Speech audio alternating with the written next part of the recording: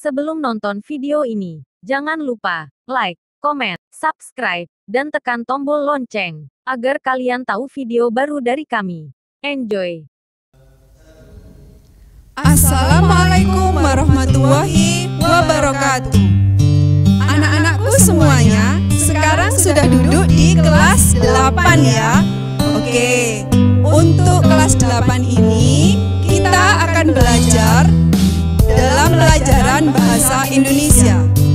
Sebelum masuk materi, anak-anakku semuanya, marilah kita bersama-sama melihat video yang berikut ini.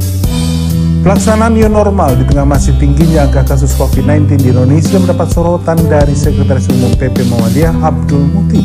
Menurut Abdul Muti, PP Muhammadiyah lebih setuju dengan penggunaan istilah realitas baru atau new reality daripada menggunakan istilah era kenormalan baru dalam situasi COVID-19. Itu tadi video namanya adalah berita.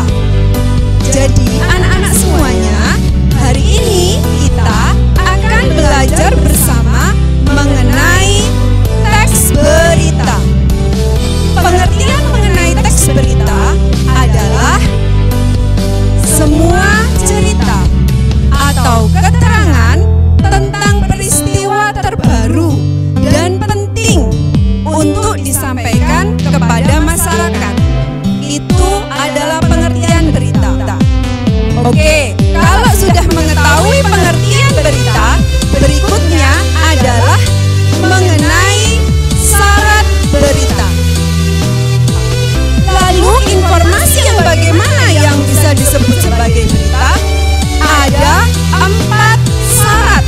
Yang pertama adalah berasal dari sumber yang jelas. Yang kedua, memiliki unsur adisimbang. Yang ketiga adalah terbaru. Jadi informasi itu informasi yang terbaru. Yang keempat dan terakhir adalah peristiwa itu menarik atau informasinya menarik. Berikutnya adalah terkait bentuk berita. Ada bermacam-macam bentuk berita. Yang pertama, berita berupa teks. Yang kedua, berita itu berbentuk gambar. Ya. Dan yang ketiga, berita itu berupa suara. Kemudian yang keempat, beritanya berbentuk video. Masih terkait tentang bentuk berita. Jadi bentuk berita itu sangat tergantung dari media yang digunakan.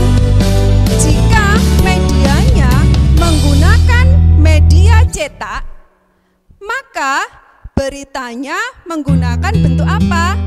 Otomatis menggunakan bentuk tulisan dan gambar. Yang kedua, jika medianya itu menggunakan media elektronik, dalam hal ini radio, bentuk beritanya apa saja? Karena radio, maka bentuk beritanya itu berupa suara.